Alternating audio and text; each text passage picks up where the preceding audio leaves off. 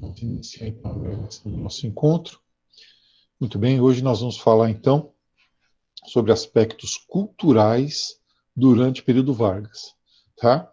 Inclusive, eu acho, né, essa aula bastante interessante, que é sobre o ponto de vista de alguns intelectuais aí, então é bacana, é uma aula que eu achei bem interessante, a abordagem que a apostila fez dela. Vamos compartilhar aqui para ver como foi criado aí um culto à personalidade de Getúlio Vargas, né? Como Getúlio Vargas conseguiu estabelecer, através da propaganda maciça, do uso intensivo dos meios de comunicação, um modelo, né, de culto à personalidade que, de alguma forma, se estabilizou e existe até hoje, né? Até hoje, se você fala em Getúlio Vargas, para as pessoas um pouquinho mais velhas do que eu apenas, elas ainda reconhecem no Vargas um grande estadista, né? Um cara que fez muito pelo Brasil, o verdadeiro pai dos pobres, né? Uma coisa mais romântica, né, do que propriamente racional. Então vamos ver aqui. Era Vargas, Cultura e Sociedade. Olha lá. Então, página 336, tá? Lembrando que depois nós vamos fazer uma grande correção da aula 45 à aula 51. E depois nós vamos trabalhar com uma tabela gigante que vocês vão fazer sobre a Era Vargas como atividade. Bem, a ideia da busca da identidade nacional permeava a intelectualidade brasileira desde os anos 20, né? Nós já vimos as tentativas da turma lá do modernismo, né? Do Manifesto Antropofágico, buscar uma identidade nacional que resgatasse as nossas raízes, de alguma forma, negando e retraduzindo até a parte da colonização, voltando lá para o Tupi-Guarani, digamos assim, né? E, por outro lado, pegando toda a influência das vanguardas europeias e norte-americanas lá dos anos 20. Né? Eles foram muito identificados também na época com uma espécie de entreguismo cultural, né? O verde amarelismo lá do Monteiro Lobato e tal, tinha uma outra visão, né? Tinha uma visão mais ligada à formação de uma nacionalidade sob o ponto de vista português, né? Incorporando mais esse imaginário colonial. Elenquei aqui alguns, né? Carlos Drummond de Andrade, né, falando sobre os brasileiros, modernista, Manuel Bandeira, Mário de Andrade. Eu queria destacar este cara aqui, ó, Gustavo Capanema. Ele era um modernista, tá? Gustavo Capanema, e foi ministro da Educação de Getúlio Vargas. Ministro da Educação de Getúlio Vargas, um dos grandes intelectuais aí do período Vargas, o Gustavo Capanema, inclusive um dos responsáveis aí pela, né, do Estado Novo, a chamada Escola Nova, né? Ou Escola Novismo que nós vamos ter aí.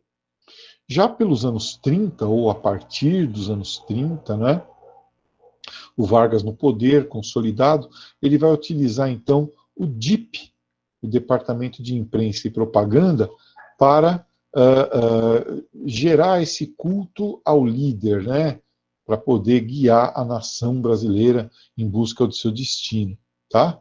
Então, é o DIP para fortalecer o nacionalismo e também a propaganda política, né, é realmente um culto à personalidade, tá? A ideia de que Vargas era o cara que ia tirar o Brasil do atraso, Vargas é que ia fazer do Brasil um país desenvolvido, e fora de Vargas não haveria salvação para o Brasil.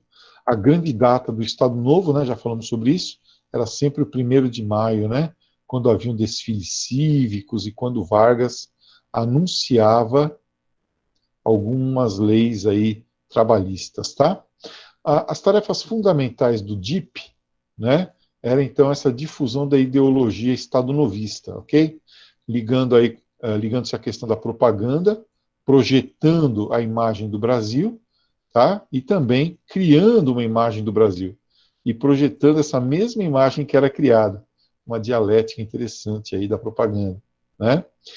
Censurar de forma seletiva né, digamos assim, as produções artísticas. Aquelas que falassem bem do Brasil, estivessem de acordo, né, iriam receber inclusive patrocínio e incentivo do governo. Aquelas neutras não, né, não receberiam incentivo, e aquelas que atacassem o governo de alguma maneira, ou fossem contrárias ao governo, não recebiam financiamento e ainda eram censuradas. Tá? Outra coisa também, a utilização intensiva da radiodifusão. Inclusive, nós vamos ver com a criação da famosa Hora do Brasil, que hoje em dia chama-se Voz do Brasil. Tá? E todo aquele imaginário de manifestações cívicas e tal, né, aproveitando-se, por exemplo, do carnaval agora como festa patriótica, né, exposições e concertos de artistas eminentemente brasileiros, Heitor Villa-Lobos, Anita Malfatti, essa turma toda aí, né, era então bastante incentivada pelo DIP. Aqui, né, como eu falei, a Voz do Brasil, esse aqui é o símbolo atual, né? Só que naquela época era a Hora do Brasil, né? Transmitida pela Rádio Nacional, que chegava, a sede era no Rio de Janeiro, né? E chegava, era super potente o gerador dela, chegava praticamente, ou cobria, melhor dizendo, né? Todo o território nacional, né? Cobria praticamente todo o território nacional. Dizem que é por isso que tem tantas pessoas ao redor do Brasil que torcem pelo Flamengo, né? Porque os avós lá ouviam jogos do Flamengo que eram transmitidos pela Rádio Nacional e aí se tornavam flamenguistas, né? E assim os filhos e depois os netos. Não sei. Mas enfim, o DIP então incentivava, como eu falei, né, o mecenato seletivo, né? Canções que exaltavam o trabalho e combatiam a boemia, aquela ideia do brasileiro malandro e tal, era combatida pelo DIP, tá? A adoção de práticas até mesmo militaristas, né, para as escolas de samba, a organização em alas nas escolas de samba, os concursos de escolas de samba. Então, aquele era o jeito certo de fazer samba, era o jeito do Estado Novo de fazer samba, né, que acabou virando aí uma festa toda quadradinha tal, né, os desfiles e o carnaval mais liberado acabou ficando aí para os blocos, cordões, né, o famoso carnaval de rua, tá? A feijoada, né?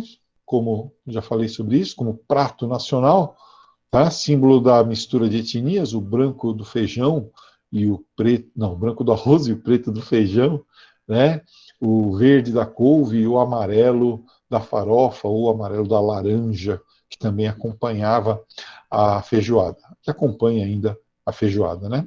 Então, eles vão criando símbolos, né, para, digamos assim, ir guiando mais ou menos a consciência nacional brasileira, tá? Isso aqui é uma imagem de uma cartilha. Então, aqui é uma lição de uma cartilha da época do Getúlio Vargas. O Getúlio Vargas, aqui nenhum deles negro, né? Aqui o cidadãozinho segurando a bandeira do Brasil, a menininha, tal, tipo, pintar o sorriso dela de amarelo, com um sorriso amarelo para o Vargas, né? Bem, então tá aí, ó, criação do Ministério MEC, né? MEC, Ministério da Educação e da Cultura, e depois também o Ministério da Saúde, tá? Um currículo seriado, porque a coisa era meio bagunçada, né? A partir de então, não. Tinha séries, primeira série, segunda série. Hoje em dia a gente chama de ano, né? Nono ano, oitavo ano, tá? Naquele tempo era série, tá?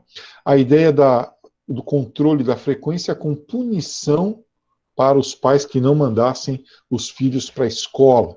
Claro, só na zona urbana, na zona rural, né? Isso não dava para ser exigido, tá? Diploma de nível médio para poder fazer o vestibular, que surge nessa época também, nos anos 20, 30, né? A ideia do vestibular, tá? Que é a ideia do vestíbulo, que é aquela área que antecede a sala, né? Nas casas antigamente tinha o vestíbulo, um corredorzinho. Então, na verdade, o vestibular é a antessala da faculdade.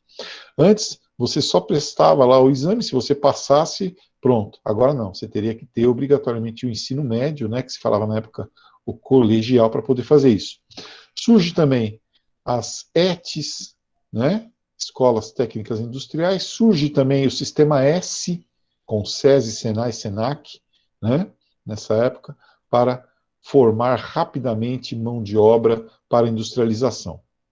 O Vargas cria o sistema de proteção ao patrimônio, serviço de patrimônio histórico e artístico nacional, né? Para preservar os nossos prédios e tal, para verificar prédios de valor histórico, enfim, para preservar a nossa cultura, e o Instituto Nacional do Livro, para baratear o custo dos livros e fazer políticas de incentivo à leitura e à aquisição de cultura.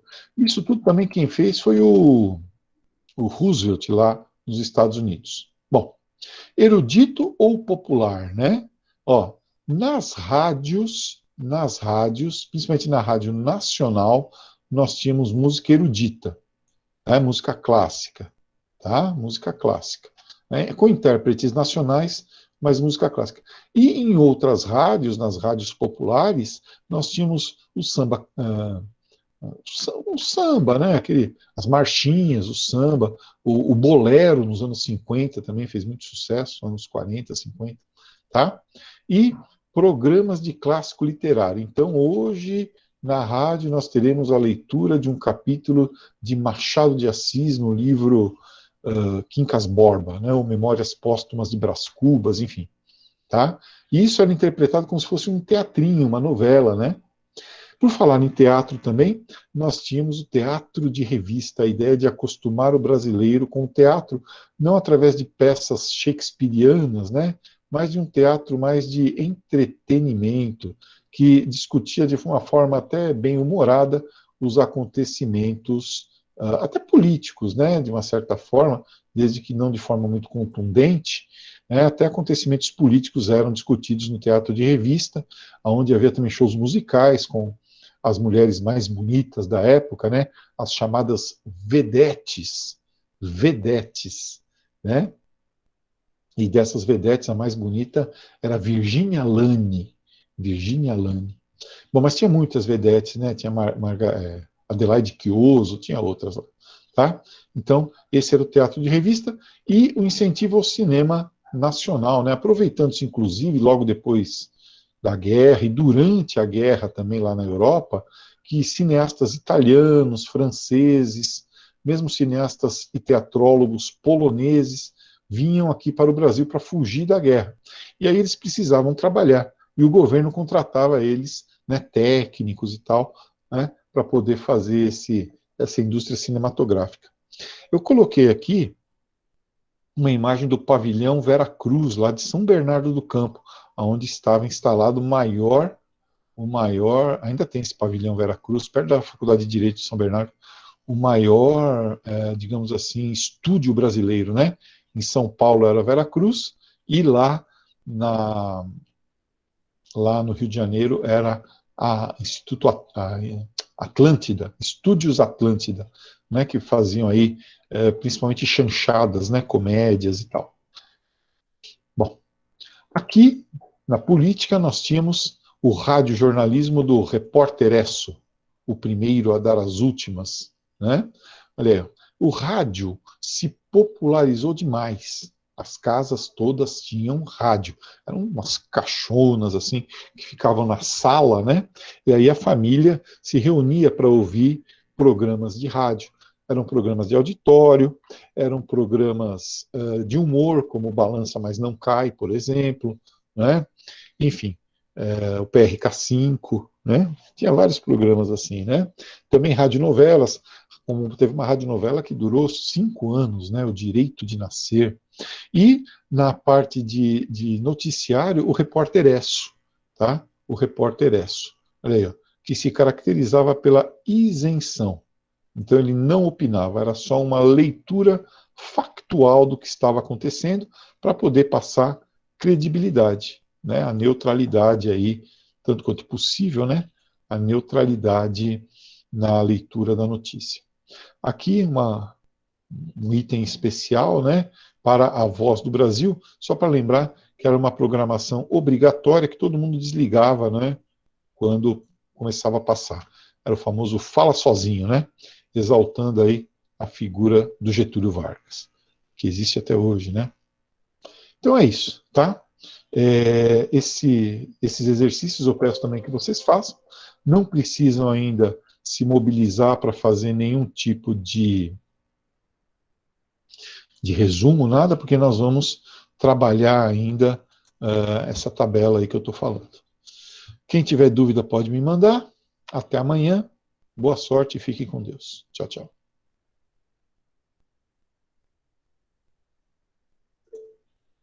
Não, sem resumo. Nós vamos fazer uma tabela gigante aí depois, tá? Não precisa fazer resumo, não.